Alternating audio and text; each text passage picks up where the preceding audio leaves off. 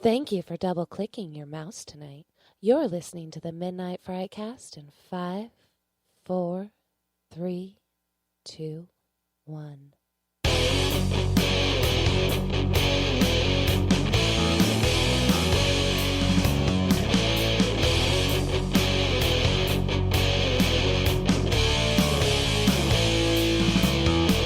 Hey everybody, welcome to the Midnight Frightcast, episode number 27. I am one of your hosts, Josh. Sitting to my right is always Greg. I'm great. And to my left is always Patrick. Hey everybody, how's it going? It's always to my right and to my left. We're going to get right into it tonight because I feel like we're running a little bit behind. We're going to start with our trailer talk. Patrick, do you want to tell us what trailer we watched tonight? Yeah, we watched a trailer. And it's on my iPad, which I now have to log back into. The trailer was called, for the movie coming out in February, late February, called it's called The Cured. Cured. It's got Ellen Page in it, and she's the only one that I recognize from it. I feel like the main guy, not her, I think it was the brother. Her brother. No, the other guy was from something. Okay. The guy with the shaved head. But I don't know who. I don't know what he was from either, but. What's it about, Patrick? Well, quickly, it's about a disease that turns people into zombies has been cured. The once infected zombies are discriminated against by society and their families, which causes social issues to arise. This leads to militant government interference. Okay, we watched that right before we went live on the Books of Faces and the podcast. So, who wants to start? Anybody want to start? What they thought? What they think of the trailer? Yeah, go, Greg. I'll dive in. I'm very intrigued by it. Listening to the thing that you just read, the synopsis, I didn't really get a lot of the social side of it. I do like the concept that these people they were once zombies and they are now cured. And, oh, hey, there I am. Weird. Yes, I'm watching myself because I get turned on by myself. We just lost our last viewer. Say that probably fell off. Keep going, Greg. I like the concept of zombies who have been cured, but they're not back to normal yet. Yeah. So I probably will check this one out. It looks very intriguing, very interesting to me. So yeah, very excited for The Cured. Patrick, thoughts? Thoughts. I think it's an interesting concept. Yeah. It's a new twist on zombie movies. Yeah. Going with we've got zombies that we've cured, and now what are we doing with those people that have been cured? Yeah. So I think it'll be interesting because it doesn't completely eliminate the zombie aspect of it from what we saw, and what eventually happens to these people. I think it's probably going to be worth a watch, though. Yeah, the zombie genre has been kind of beaten into the ground a little bit, so it's really hard to find something new to do with it. And so once in a while you get a Train to Busan or something like that. And so The Cured is definitely a nice little twist on the zombie genre. It's kind of cool to see that these people can be cured, and then the people that never were infected kind of push them out and still treat them as if they are socially they're not part of them. So yeah, I think it's kind of cool. I will probably check that movie out as well. Do we know when it's coming out? Did we see a release date? I think it said on... That's right, if we don't have it up. In theaters, February 23rd. Yeah, so I don't know if that's a movie that we'll get, but... Because we don't get... It seems... It's kind of weird how we get movies. Something like, we'll get something maybe for like a week and see how it runs, and then sometimes we don't get it at all. Right. So, when we got Shape of Water, it took forever to come here, and then we got it at a little, indie theater. So we'll see if go the other way with that, Greg. There we go. Is that my camera? That was your camera. God damn it! We'll see if The Cured comes here. Right. So cool. That's our trailer talk. That's our trailer talk. Cool. Let's move on to what we've been watching. But we need to have like this little music, that brings in the segment. Work on that, Patrick. Yeah. Yeah, among my other things that I'm sitting here doing. Yeah. Well, you can put that in post, right? Yeah, I can put it in post, but we need to allow the time for it, you know. So do we need to pause and then maybe do some something. music and then what have we been watching? We got it sound. I can put in silence as much as I want anyway. So what we've been watching, does anybody want to start, or I can start? First of all, before we fuck this up, because we did last week, Do we want to round robin, or do we just want to list our shit off? We're gonna go round robin. I effed it up 2 weeks ago. Then that was my fault. Greg start. I will start. I've said before, I have a constant running of TV shows that I watch on Netflix, just so that I always have something that I'm watching. Recently finished The Office, and since my next go-to, which would have been How I Met Your Mother, is no longer on Netflix. Boo. Netflix. Boo Netflix. I wanted to try and see if I could find something that I hadn't watched before, so I started a show called Episodes, which I've heard good things about. It's got Matt LeBlanc in it. Unfortunately, I did not get to the point where he was in it because I shut it off fairly quickly. I was not a huge fan. Really? I may need to go back. It may have been later that night that I watched it and I just wasn't into it, but it didn't grab me right out of the gate, so... That's it? If we're round robining, yes, that is it. Yeah, cool. No, I'm just going to start with something I had already seen. I rewatched it because I picked up the Blu-ray like when it first released, and then it's just been sitting on my shelf, and so I took it out the other night and I rewatched it. And it plays different on a smaller screen. It's still really good, and I still really enjoy it. I just like I didn't feel like it was as effective. And I tried to look for like little tiny things that I missed the last time we actually talked about it. Right. Because I felt there's a lot of things I missed in that discussion. Yeah, it plays really well. Ryan came in and sat and watched like 10 minutes of it because he wanted to see it. And I was like, okay, well, I'll feel that out. And like, I'll let him sit and watch like 10 minutes of it and see how it goes. And then I'll kick him out. And it was right in the scene where Pennywise... it's during the projector scene where it's spinning. Yeah. And then he comes out of the screen, and Ryan just gave this like, holy shit! and then he left. So and he's not sleeping again for the next month. That was the deal. I was like, dude, if you watch this shit, I don't want to hear about it later. And he bailed. He was like, I don't think he wants to see it anymore. So I think I rid him of wanting to see that movie. Wow. So, but yeah, it plays so good. And I know we got another year before the part 2 comes out, but. It's such a long time to wait, though. 2019. I know, right? Oh, that's when they slated it? Yeah. Those kids are going to be like... No, they're shooting all the kids stuff now. They're shooting all the kids stuff right so now. So they don't outgrow it. Smart. And then they'll come back and do all the adult cast. But if you look on IMDb, they don't even show who's cast in it. I don't know if they're keeping it under wraps or what, because... I know there's a fan casting going on out there. Oh, you mean like Jessica Chastain is... who they want to see. I mean, Seth Rogen's being John dropped Ritter. And really stuff Seth like Rogen. that. Though. Interesting. It. Okay, so I guess it's my turn. It's Oscar season, right, guys? Yes. Yeah. So I'm now watching Oscar movies from last year. Hidden Figures. Absolutely love that movie. Yeah. It was just a nice, feel-good movie. Excellent acting. Just amazing. Do you have that on DVD or Blu-ray? DVD. I might borrow that from you. Do we have it on DVD? I've never seen it. I know I definitely watched it. I don't know if it was on DVD or not. So, but yeah, if I were to give it a score, 8 out of 10. Raise it up just a little bit too. Just tilt it good, down. Good, right there. Down, up, down, up, down. Yeah. Fortunately, there's only one person watching us right now, so we've got 2 now, and it's us. It's us. One of them's me for sure. One of them's you for sure. Yeah. Well, I can tell you exactly who it is. It's Greg Gale and Josh Wexelman have joined our podcast. I'm not even on. It says Josh Wexelman joined. Well, I'm not on. I swear to God, I'm not even watching us. I've got it running here so I can maybe respond if somebody decides to latch on to it. So. That's cool. We got a lot of those views after the fact. Did we? Yeah, people don't necessarily watch live, but they go, right.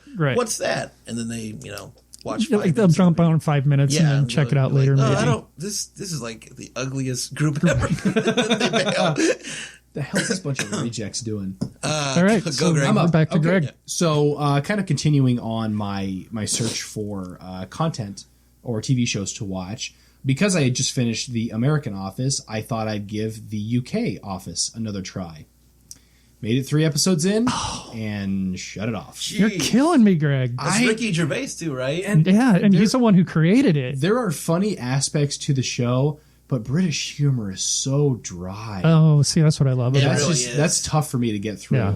The other thing I love about what Ricky Gervais does in that version is he makes you feel so much more uncomfortable than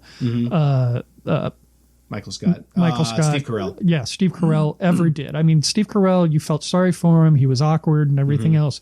But Ricky Gervais actually made you feel uncomfortable with the stuff that he did. Sure. So. And that episode 1 is a shot for shot. It's shot for shot. Oh, yeah. Oh, yeah. Yep. Yeah, pretty much. Absolutely it is. The whole Jello thing and everything else. Yeah. Yeah. I suppose you got to start somewhere. Yeah. So we're back to Josh. Yeah. Joshua. So I watched this really, I thought really great documentary. And it was because we watched Houses October Built that I was kind of flipping through my Netflix and saw this documentary called Haunters, The Art of the Scare. Yep. And I know we've all watched it now, but I just thought it was like a really, really great documentary. Covers home haunts. It's all extreme haunting. And that, I think it's called the McCaney House, was like the worst haunt, like borderline torture haunting of a house. And like, I remember as a kid, and even now, like you go through, because we have them in my neighborhood during the Halloween time. Home haunts are supposed to be kind of fun, like a few jumps, a little like, scare and fun and laugh. And I don't know a lot of extreme haunts that are out of your home, and I don't know why that would even be allowed to do something like that out of your home. But this guy like crazy tortures people that comes through that haunt. So yeah, it's a kind of a cool thing. It's a nice little conversation or topic on extreme haunts. And I don't think after watching that, I don't think I could do it. I Really? don't think I could go. You don't think you can do an extreme haunt? I think I could do it maybe. Okay. So I traveled to Minnesota a little while back, and they had an extreme haunt. We were there during Halloween time, and they had an extreme haunt. And we were told the most extreme haunt in Minnesota, and I don't remember the name of it now. But they told you, like, there's people that'll go in there, and they'll walk out with, like, their clothes ripped, and just they're tearing girls' shirts off, and all this stuff. And I was like, oh, there's no fucking way I'm going to take my wife through that haunt. And they leave the dudes alone, but all the girls walk out, like, just completely, like, harassed and molested and tortured. Like, I don't want to take my wife through that. So I'm not saying like I may go through one myself, but I don't know if I'd ever take her through one. Yeah, and I just kind of piggyback on that, and actually I almost want to make a call an audible and say we should talk about that movie instead of the movie that we're going to talk about for our feature segment. Just because I think we have a little bit more to say that's interesting. Oh, We can I have throw it a in there lot as a bonus. to say about our feature segment. A lot of positive things to say. Okay. No, I completely agree with you, Josh, and I'm really glad that you had recommended that movie, The Haunters, Art of the Scare, just because it kind of takes you where I thought the original Houses October Built was going to take us, in that it was a fictionalized documentary of extreme haunts around America. And I'll just take two things off of my list here, because I watched the Houses October Built too, which I thought was kind of, they took everything that Houses October Built did wrong, made it right, but then did the stuff that they did strongly in the first one and did those backwards. Does that Destroyed make sense? them, kind of? Yeah, they kind of flip-flopped it, because everything that I enjoyed about the Houses October Built was the story. Wow. Yeah, got a my cats are going psycho nuts cat. upstairs. Everything that Houses October Built did was, like, the best parts were the stories and how they build everything up, while the camera work was a little shoddy, and it was rough to watch at points. I never got that same sense in Houses October Built 2. And I thought that was kind of a bummer, because they had such a great opportunity to really build on what they were doing there. And I think that's where Haunters kind of took over, or I don't know when they were made, but it kind of adapted to that same style that Houses October Built took, where you actually get to go inside, and these are legitimate houses that people are creating, haunted houses that people are making. I'm shaking the camera, sorry. Don't touch the table. And you get to see what sick freaks these people actually are. That dude is disgusting. He's normal though. He's so normal outside of his home though. He's a wedding singer. Yeah, that's what he does. I think for his living, he's a wedding singer, and that's such a normal thing. And then he plays this, I guess, with a character inside of his own haunt. But I don't know if somebody was locking me in a coffin, or nearly drowning me, or if I vomit and they're like, all right, now eat it. I'm like, fuck you. and that's the thing too, is like there's no tap out in that haunt. Like the other extreme haunts have like a safe word, and if you say that word, there's an exit and they walk you out. This guy's got no safe word. He's just like, too bad, so sad. I'm gonna keep going. Hey guys, we got a guy that joined us here on Facebook, Jason Slaughter. I don't know how many Jason. of you guys know Oh, I him. know Jason. Yeah, Yeah, we know Jason. So let's point at the camera here and say hey to Jason. Hey. What's up, buddy? He says here, scariest haunted house was in Omaha. A guy had chainsaw with no blade, but when he was 14, he was scared. I imagine, man. I feel you on that. Omaha's got some great haunts. Lincoln's got nothing. Nothing. Yeah. Hey, I had the wrong camera up when we said hey to Jason. So let's do it again. Jason. Hey, Jason. All right. Let's move on. All right. Belko Experiment. Oh, I love that movie. Yeah. Love it. Saw this one. It's about a American company in Colombia. Yeah. Is that right? In Yeah, I think Colombia? so, yeah. And nobody really knows what they do for sure. But then all of a sudden it shuts down. And basically it's a last man standing situation. And it's really brutal. Battle Royal. It is brutal. I mean, there's not a ton of story to it. Doesn't have to be because that's the story. What's his name? James Gallagher Jr.? Is that right? Yes. Led the cast, and he's great. He's from Hush too. He was in Hush, He's a and killer in actually Hush. he's got a huge Broadway resume. But he was outstanding in it, and Really also the guy from John Gallagher Jr. John Gallagher Yeah. Jr. That's what it is. And then the guy from Scrubs, I can John never C. remember McGinley. Thank you. I love John C. He's McGinley. he's like the guy that's a total dick in that movie, right? Yeah, Yeah. But he plays it so well. yeah. I want to borrow that one too. Yeah. But yeah, that was Belko Experiment, worth the watch, definitely. Awesome. So because I knocked out two of mine on the little Haunters rant, this will be my last one. Got a movie from my buddy to my left here. It's called Friend Request. Yeah, that's me. That's Josh. Watched that yesterday afternoon because I was plugging away and wanted to watch something for a Saturday afternoon, and really didn't get a lot out of it. I wasn't very impressed.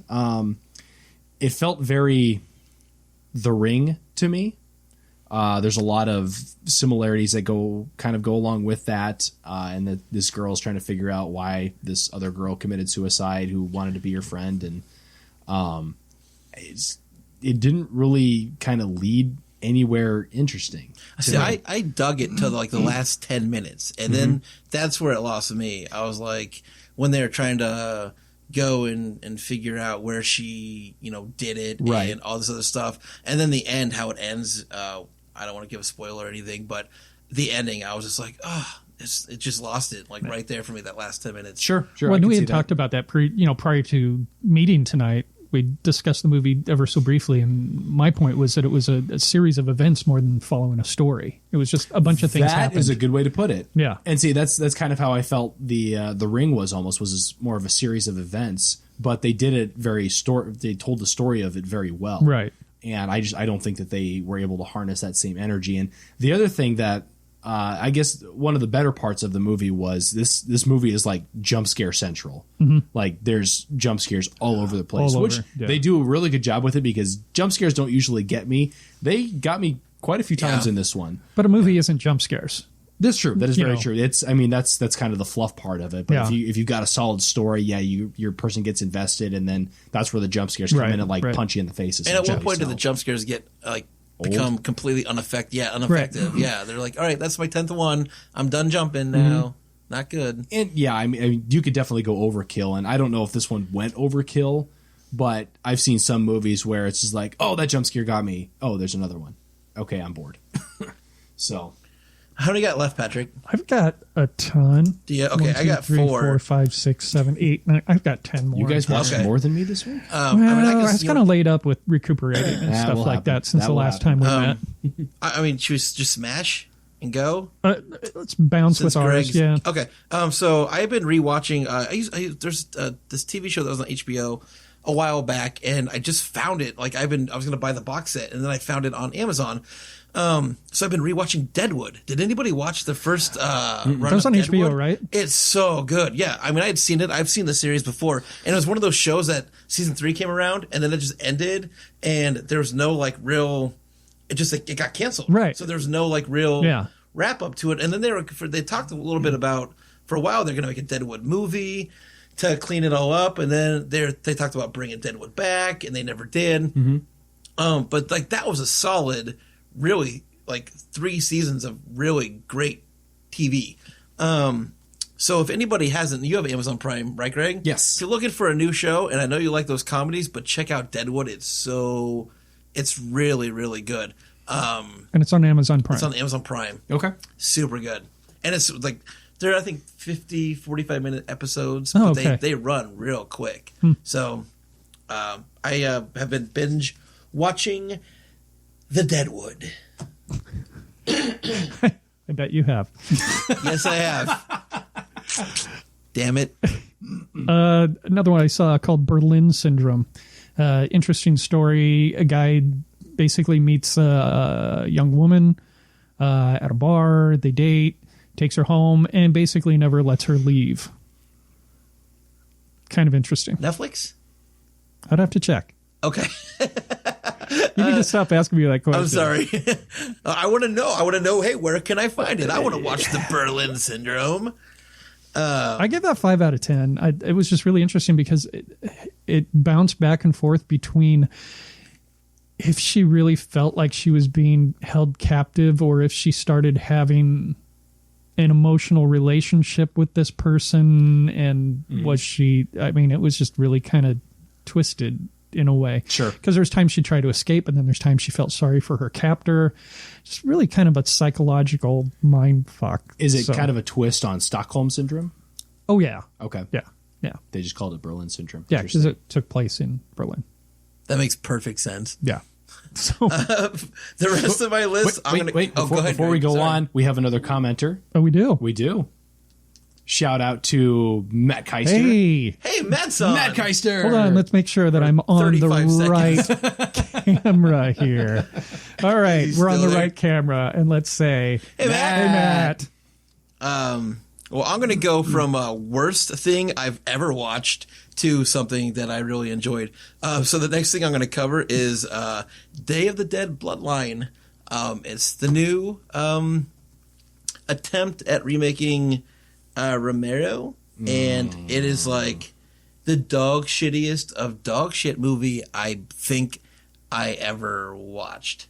And what, Patrick? Oh, no, just keep going with yours. I'm going to mention another comment Jason had made online. Okay.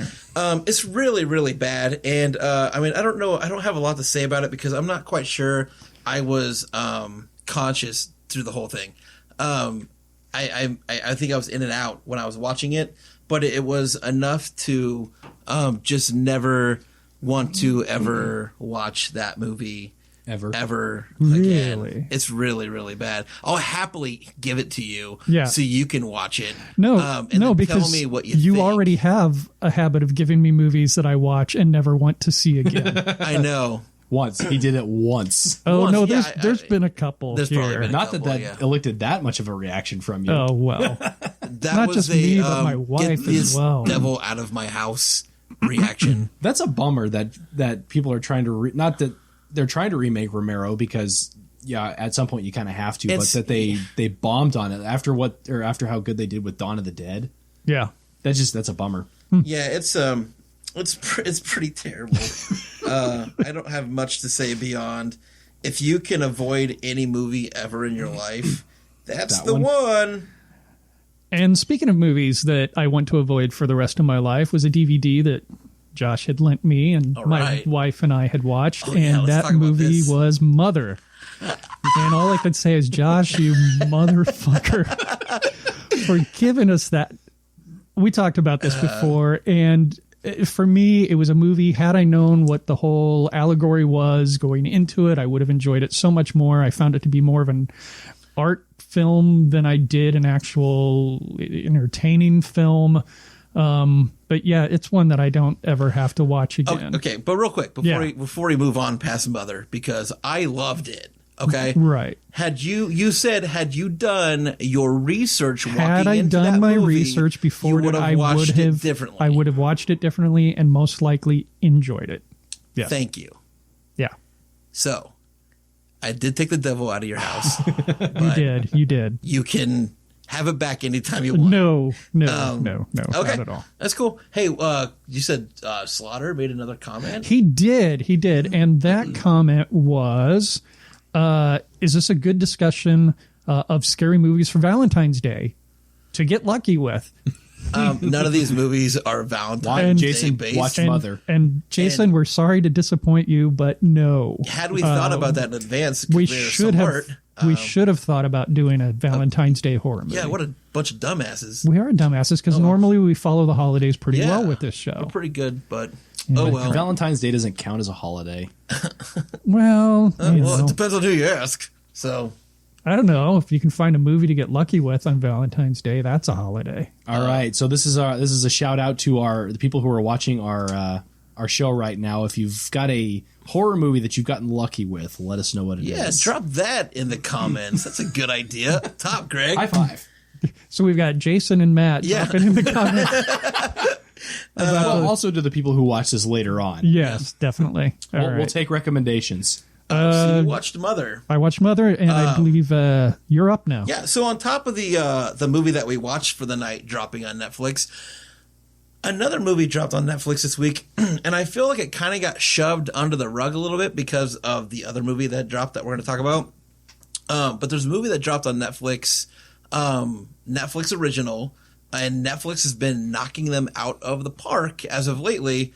This one fell a little short for me. I still kind of enjoyed it, but not as much as I thought I was going to. I watched a movie called The Ritual. Have you seen anything on it at all? I've seen the trailers of it, and I've kind of wanted to watch it. It looks interesting. Yeah, it feels like it's a movie that had a hard time kind of, again, I say this a lot, but I don't fucking care. I say this a lot, but like it feels like a movie that had a hard time deciding what it wanted to be. Right. Because it was a little bit Blair Witchy. It's these guys that their friend is killed and they go out to do like a little bit of they go on like a mountain in Sweden or whatever, and they're like, hey, let's do a little bit of a tribute thing, and they leave flowers in this picture and shit on this mountain, and then they go to hike back to town and they take the shortcut through these woods, and it gets very Blair Witchy for a little bit. And then it becomes a monster movie, and then it goes back to being a little bit Blair Witchy, and then it ends with just being a monster movie. And I was like, that's easy to follow. Like, I know this is the Blair Witch part, and this is the monster part. I know exactly where we were throughout the movie, but I was just like, I was sitting there going, would you fucking pick one, please? Because the bouncing is not working for me. And although I like monster movies and I love the Blair Witch, we don't need to shove them into one movie. Right. And was it shot found footage? No. Okay. It's shot really well. It's a fun movie to look at. It just and the actors do a great job. It just did not. I feel like it didn't know what it wanted to be. Sure. And I wish it was just one of those movies that would have settled and picked one and then gave me that. There was some cool imagery in it. I'll give it, like, definitely watch it because you can get through it and it's decent. It just was, I felt like I didn't know what it wanted to be. Yeah. Sure. All right. Ritual. The Ritual. I'm going to combine my next three movies together because it was in that big marathon of Texas Chainsaw movies. Just so I can give the stack of DVDs back to Josh at some point. So I watched Texas Chainsaw Massacre, The Beginning, Chainsaw Massacre, and Leatherface. Yay. And they all kind of like blended together and a little 5 out of 10 for most of them, but I did give Leatherface a 4 out of 10 because it does not fit in their it does not fit in with the rest of it at all. I don't know what the hell they were trying to accomplish with Leatherface. Beyond the name, that movie does not work at all. Yeah. I mean, and then the whole familial part of it, or, you know, yeah. What the hell? You know, what the hell? So, yeah, I'm done with the Texas Chainsaw Massacre movies Aren't now. you so glad you watched that whole series? But I will have to say that I probably enjoyed the very first one the most. The original. The original. Yeah. Out of how many are there? How many were there did you watch? Oh, God, there was like 10, 11. 10 of them? Let's say there's 10 of something them. like that. How many did you like out of 10? probably 3 Okay. that I enjoyed watching. Okay. There was the one, the original. There was the one with Jessica Biel. That's the B. That's not the beginning. It's That one's it's the remake. That of one's Fifth Chainsaw Massacre. Yeah. And yeah, probably 3 Yeah, okay. altogether. That's fair. And probably the one that I thought was the worst was probably the second one with Dennis Hopper. Yeah, I got Just you. because they tried to make a comedy out of it or something like that. So. Okay, yeah, I'm on my last one. All right. So I attained Oh, on Greg has another one, so we'll jump to him. Greg, do you want to go? I'm sorry. I don't know why I didn't think about this one, but Oh. I'm writing something for my blog here, and it's like, oh, wait, I just posted one. I watched the movie Kong Skull Island. Oh, yeah, okay, good, cool. I haven't seen it. Really? I've not seen it. Wasn't this the one that Rachel went and saw? Hated and And walked out. Yeah. Okay, that's fair. I give it a 3-star out of 5, only because of entertainment value purely. This is a CG show, a CG movie, high CG movie, just because of what they were working with. But I thought the shots that they had done in the movie were fantastic. I loved the action scenes between Kong and everything that he went up against. And I can't even remember now the weird buggy looking creatures. Yeah. When I was writing my blog review on gregthemovieguy.com, Clomp. That's why he writes everything down. right, I went back to compare between Peter Jackson's King Kong versus this one because I wanted to see how much CG had advanced by that point or by this point, and I wanted to see how the action held up between. And there's no contest. This one is just blows King Kong out of the water. Whoa, okay. I have a fight on that. Okay. Yeah. You like this one better than you like Peter Jackson's King Kong? I like the story of Peter Jackson's King Kong better. The story for this one was a little weak for me. But you like the look of Kong and Skull Island better than you like the look of Kong and Peter Jackson's Kong. I do. Wow, okay. I do. And I think a lot of that is just because of how far technology has advanced from when he released that, I think it was in 2005, to 13 years later now. Or 12 years later because it came out in 2017. Yeah, I think so. Yeah. So and I think that's purely the only reason that I like it better, just because it's crisper, it's cleaner, and they are probably able to do a lot more than they were able to do back in 2005. So just purely the time frame that it came out. I got you. Okay. But it's Peter Jackson's story is by far better. Gotcha. Long shot better. Okay. Did you get the I liked how they did the little stingers or the little teasers at the end for all the other Kong movies that are gonna the versus movies that are gonna be coming out. I'm intrigued by those. Obviously, Godzilla came out. That was the other thing, was I compared it to the new Godzilla movie that came out, and this movie's terrible compared to the Godzilla movie. Okay. Godzilla was so much better. Yeah. Okay. So I haven't seen any I'm of intrigued to see what else they do with it, because there was obviously there was Godzilla on there, and I think there was like 2 other monsters that they had on there. You haven't seen it, so And I haven't seen it Oh, either. the Kong Skull Island. Yeah. So. Oh yeah. Now you gave it 3 stars, right? I gave it 3 out of 5. Yeah, my wife gave it 3 brown stars. Starfish. But yeah, they're gonna do King Kong versus Godzilla, and I'll be really curious to see how they. It'll be interesting. I'm that. rooting for Godzilla at this point, just because the look of the new Godzilla is so much better. I'll have to watch a Godzilla. I've never seen any of them, so I'll just start with the one with Matthew Broderick. I'm sure that's the best one. God, do not do please that. don't. Oh, do not do that. Okay. Oh my God. My last one, really quick, that I was really excited, and it came out this week. I picked it up on Tuesday. The secret Adam Green film that we watched the trailer for 2 weeks ago, Hatchet 4 or Victor Crowley. I really dug it. I would not say it's the best one out of the 4. I would definitely rate them 1, 2, Victor Crowley, and then Hatchet 3.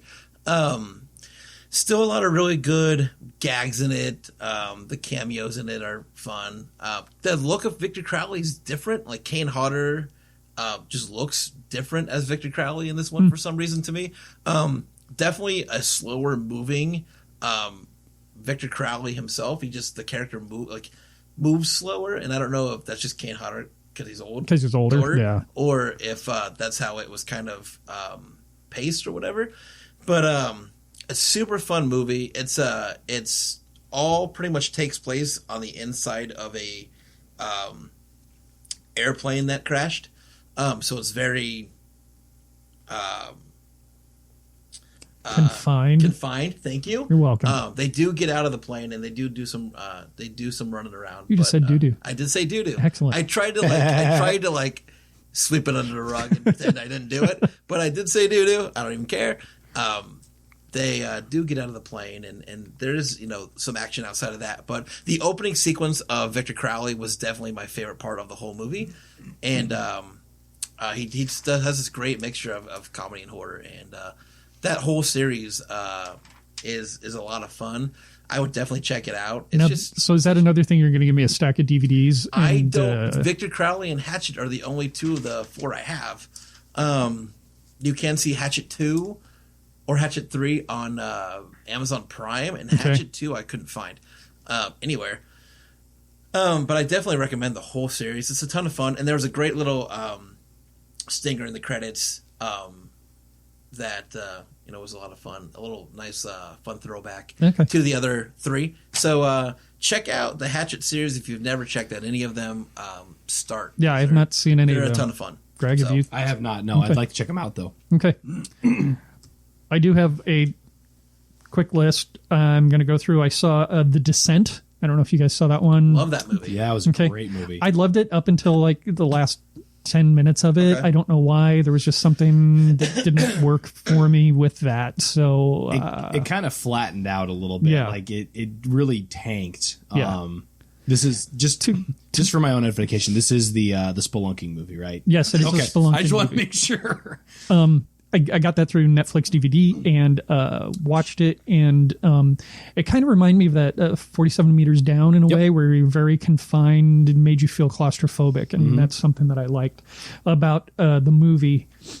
Saw another one just today called The Devil's Candy. I don't know if you guys have seen that one. Like it. Yeah, that was pretty rough for me as well. A lot of people's number one spot on their 2017 list. Really? Yeah. It was rough. It I don't know. It went quick though. It was a quick movie for me. If you like heavy metal, you'll love that movie. Oh yeah. And you know what? It's always interesting to watch Ethan Embry do stuff. He played the father in this movie, and it made me remember a show that he did eons ago that was canceled after the first season called Freaky Links. I don't know if you guys remember that, but it was a guy. His twin brother died mysteriously, and he started investigating all these different paranormal things and posted it online. It was made by the same people who did Blair Witch. They ended up doing this TV show.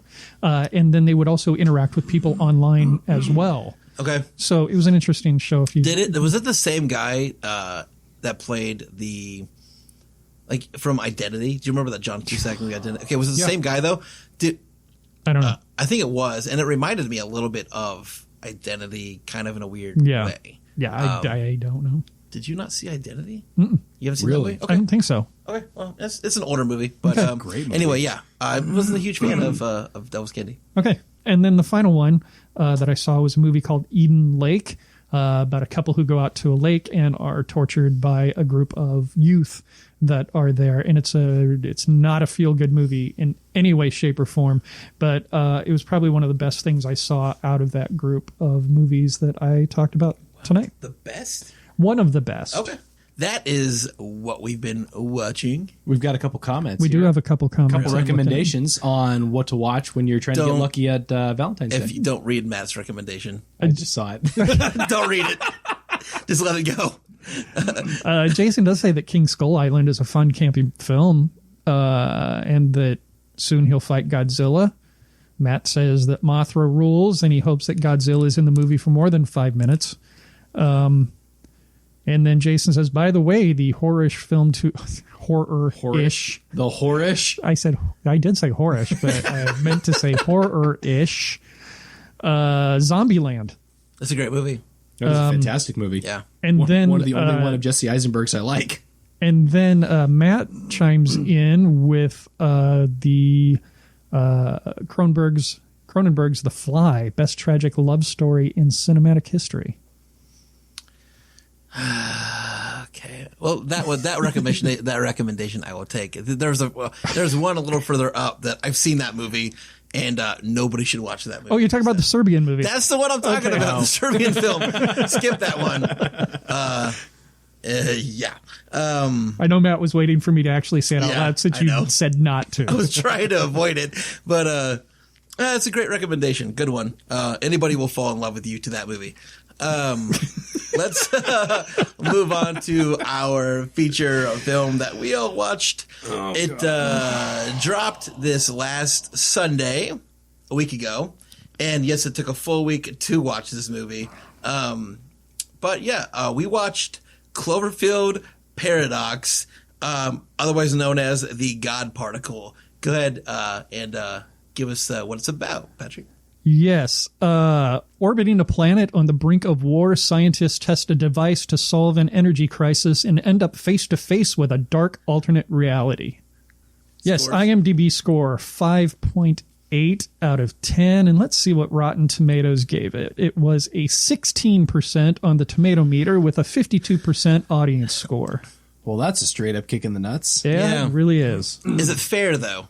Fair? Yeah. Fair? I think it's fair. I actually enjoyed it up until a certain point. Okay, well, then you want to start? Because you enjoyed some of it. Gosh. One thing that I'm wondering about this Cloverfield series is, are they trying to do a different genre of movie for each installment? Because the first one is like found footage horror. The second one is like a thriller captive thing. This one was like a sci-fi.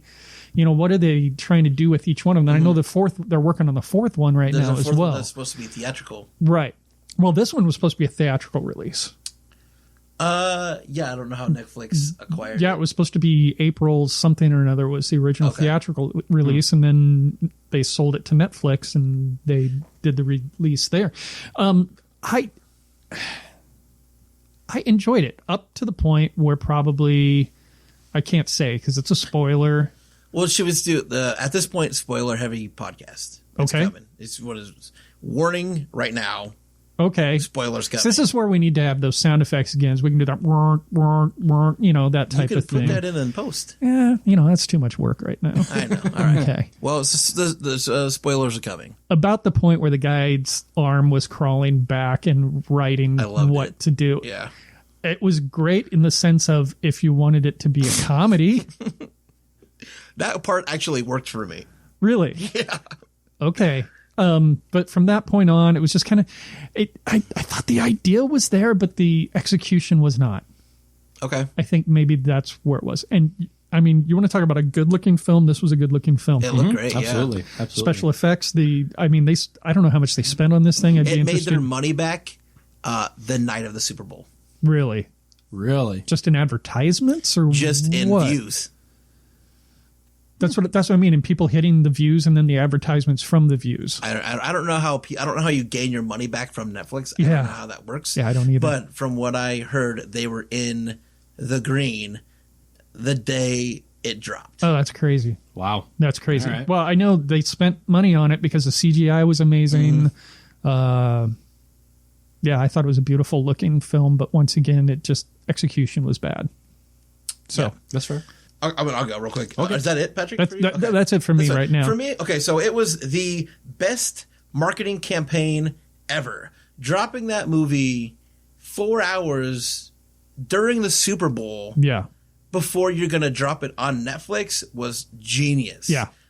Dropping a little trailer that says coming soon, and then the trailer you could watch on Netflix during the Super Bowl, and it just said tune in or whatever, at like dropping tonight or whatever. Yeah. And you could go on as soon as the Super Bowl ended, you could get on Netflix and you could watch Cloverfield Paradox. And I just thought that was like, you want to talk about smart marketing campaigns? definitely. That was like the best part of this movie. It was genius.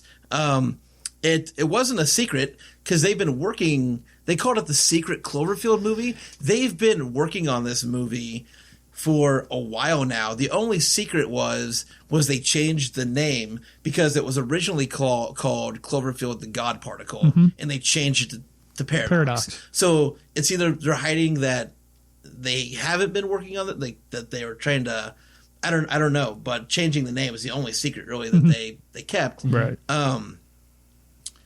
why did they? I had questions. There was the things like the woman that they found in the wall. How the fuck did she get into the wall? And why, once they pulled her out, didn't they like question her as far as like, where did you come from? And to me, it was, are you going to kill us all? And we're in this alternate universe. But where did you come from? I didn't see it as alternate universes. I saw it as parallel universes. And I think when they crossed over, all it takes is, it's like when one of the questions about Star Trek, when you transport somewhere, are you transporting into the middle of mass or standing somewhere, that type of thing. I think that's how she ended up in the wall with all the wires through her and stuff like that, is because when they crossed parallel universes, or when their universes crossed, that's where she ended up. Instead of being in a safe place, she ended up getting trapped in a wall with all these wires stuck in. So then they pull her out, and then they just automatically like trust her after they, clean her up and fix her or whatever. But there's no questioning as like, why are you on her ship, or how did you get on her ship, or are you going to kill everybody on this ship? No, and she was healed pretty damn easily, very quickly. For as fucked up as she looked inside that wall, she looked pretty good once she got outside that wall. There was I heard this from another thing, but there was the way they tied this movie with Cloverfield was there was a certain time. I don't know the time, but there was a time they showed apparently during Paradox and a time they showed during Cloverfield, and it happens at the exact same time. Like all this shit's going on during Cloverfield Paradox while Cloverfield is going on on Earth. But the way I looked at it is when they did this, when this shift happened, they opened up all these portals, because that's what what's the guy's name from Donald? He was the guy on the screen that the Russian guy was listening to. He's talking about all the theories that once they oh yeah yep okay yep. The book guy, the what, the read my book guy, the read my book guy. That he said it opens portals, and what I'm thinking is all this shit is happening at the same time, and what happened is that portal shift or whatever opened up space and time for the aliens to come to Earth, for Cloverfield, for But so the way I was understanding it is Paradox and Cloverfield are going on at the same time, just in different like universes, right? Like they're on this side of the parallel, or they're on this side of the alternate universe or whatever. They're the ones while Cloverfield's going on, because they can't see Earth right now, right? They can't see Earth. So, their Earth. Yeah, their Earth. So while they're over here, Cloverfield's going on over here, correct? Yes. So that's the only way that I understood they even tied these movies together. And see, I hadn't even thought of that part. Like I actually thought that this was like years past when Cloverfield actually took place, like several years, because they're doing a lot of this is the prequel to Cloverfield. Yeah, it was technically a prequel, but I think I didn't catch but that I think part. it happened at the same time. I think that was just in something events I leading read. up to. Events leading almost. up to, yeah. That makes sense. Interesting. Just a couple more things really quick. I didn't care about any of the characters. So when they died, I was like, I don't know, whatever. You were just, body count. Didn't care. I wanted this to be a monster movie so badly. I was like, this is like, okay, it's time to fix everything you fucked up in Cloverfield. Go. Where's the goddamn monster? Yeah. Give me a monster. I'm waiting. You got it. You got it. 10 fucking seconds at the end of the movie. Is Not when even you got that that. monster. Yeah. And then that's like, now Cloverfield's still going. We're back on this side of the world. Yeah. We see Earth. We're going home, and here's this big giant monster coming out of the cloud, and that's the continuation of Cloverfield, and that's all you get. And I just desperately wanted the monster movie so badly. And when the husband grabbed the child from the wreckage, and took her to the bunker, that bunker looked like the bunker used in 10 Cloverfield Lane, which is the best out of all the series so far. Cloverfield Lane is the best of the three. Right. It does it right, and you don't. If you don't think so, tell no. me. I really enjoyed. I enjoyed Cloverfield and quite a bit. It at least ties Cloverfield together. Yeah. Because once they get out of the bunker and all the things are happening outside, now, at least ties it together. And this is something I read online, so nobody would know, but I'm throwing out some trivia here. the guy with the book that was promoting his book in this movie is actually the brother of John Goodman's character. The characters are brothers. The characters Okay, are gotcha. brothers. And the woman who is interviewing him is the woman who's banging on the door of the Oh, that's fantastic. bunker. That's great. Yeah, you'd never know that. I wish they would have tied that. Yeah. So you wouldn't know that, but that's what I read leading up to this. So Great way to tie shit Yeah. together if they would just figure out how to fucking Yep. do it.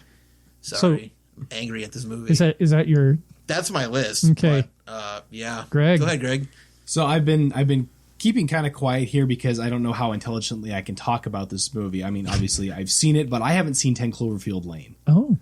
I'm kind of bummed about that because Josh is saying that it's the best of the series, which really bums me out. It's a completely I will say it's a completely separate movie, so don't worry about trying to connect the two of them. But see, even this is a completely separate movie from the original Cloverfield. Right. Like, I did not like Cloverfield as much as I wanted to. I thought it had great potential. If they hadn't had TJ Miller fucking narrating from behind the camera and they didn't show that stupid monster at the end of it, I think that's what killed it for me because it didn't do much for me. This one, and I agree with Josh on a lot of his points, the characters I don't give a rip about. That's just the nature of the beast. The storyline, it's intriguing, but it's not capturing for me anyways. Okay.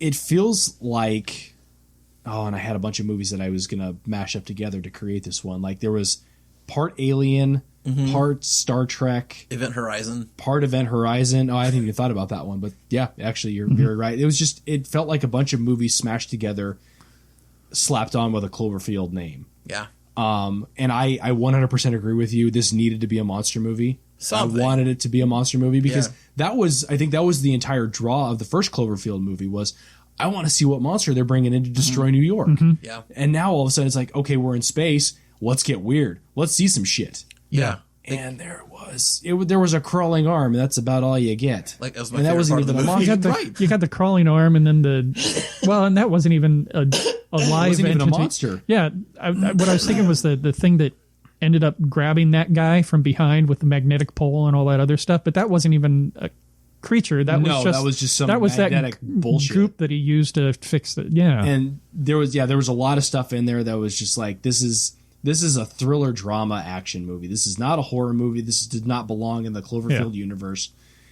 But it does. I think you could have done a lot better with the lady's husband who picked up the kid and hung out in the bunker. I felt like that was a little bit more in the vein of what the Cloverfield kind of needs to stay in. Yeah.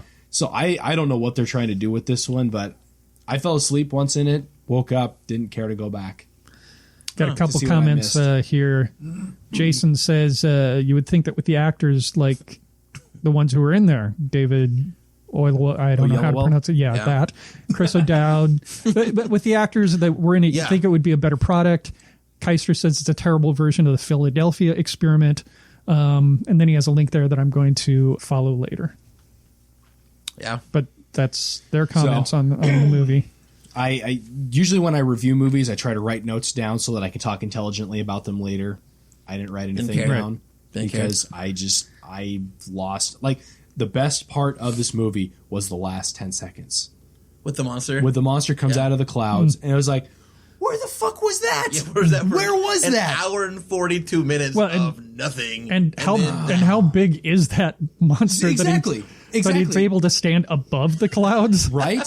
And that's I want to see whatever sequel they come out with this because I'm hoping, praying, dear movie gods and the people in J.J. Abrams, whoever create this movie, follow Abrams. that. Is that what I said? Yeah. Okay. He's just affirming. Follow that part of the movie. Because had that monster been in the original Cloverfield, holy God, that would have been a great movie. Now, I think Cloverfield, the next one that comes out, will definitely follow the monster suit because now they've established, they showed the monster, they had the Cloverfield Lane, which didn't show a lot until the very end of it, but now there's a great way to continue from Cloverfield Lane into a fourth installment that can really give us some. It needs. I don't know how many. Do something. I don't know how many episodes, and I hate using episodes, but how many installments that they're planning on doing with this. This thing that I read said they'd like to put out one a year. For how many years? I have no idea. Until you die. Oh, God. Cloverfield 70. This is going to turn into the new Rocky. They need to hit home, they need to hit a home run with number 4. Yeah. Number 4, from what I understand and from what I've read, and that could be completely wrong because, of course, it's from the internet. Mm-hmm. Yeah. The internet's never wrong. It takes place in World War II.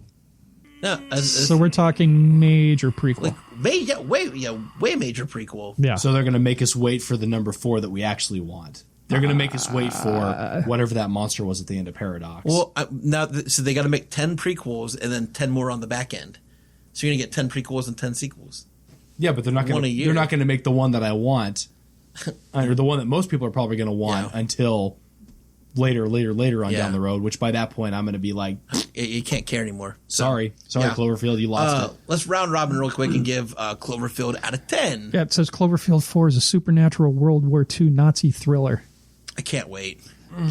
I can't wait. I just died inside. I will watch it. That's the problem. Is I will run to that theater and watch. And see, I will too. This is going to be the new. Crap! I can't think of the movie now. Shit. Paranormal Activity. This is the new Paranormal Activity. We're just going to grind out crap. They're going to keep milking the cow until it stops milking.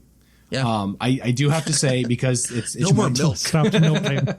I do have to say, just because I try to live on the positive side, that the movie was indeed beautifully shot. Yes. It was really good. Really, really good looking. They did great with the scenery and the sets and everything. And everything else technically about this movie looks phenomenal. But the story is a straight up kick in the balls. Yeah. I mean, J.J. Abrams did direct Star Trek, so he doesn't know how to shoot space. Exactly.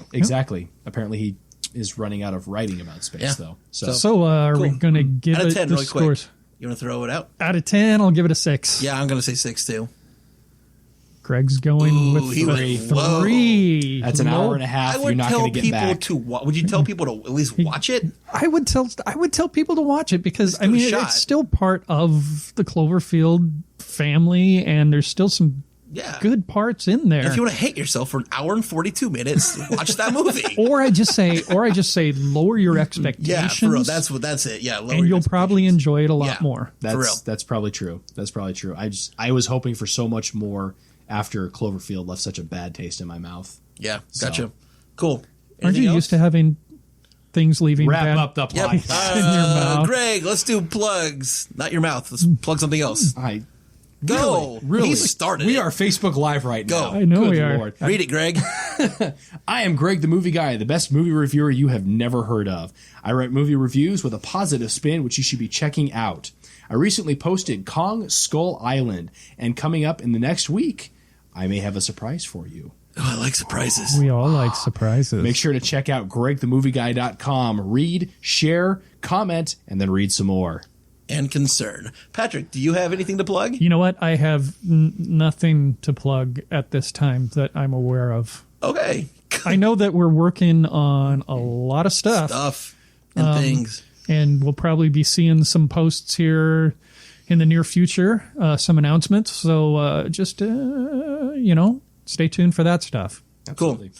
Otherwise, you can find us on Facebook at the Midnight Fright Films. You can find us on Facebook at the Midnight Fright Cast, on the YouTube at Midnight Fright Films, and the Insta of Grams at Midnight Fright Films as well. Did I miss anything? I think I did not. We don't tweet, so we're safe. Yeah, we're no tweeting. So for Greg and Patrick and myself, that's the end of the Midnight Fright Cast. We will see you next time. Thank you for watching and listening. Peace out, Boy Scout.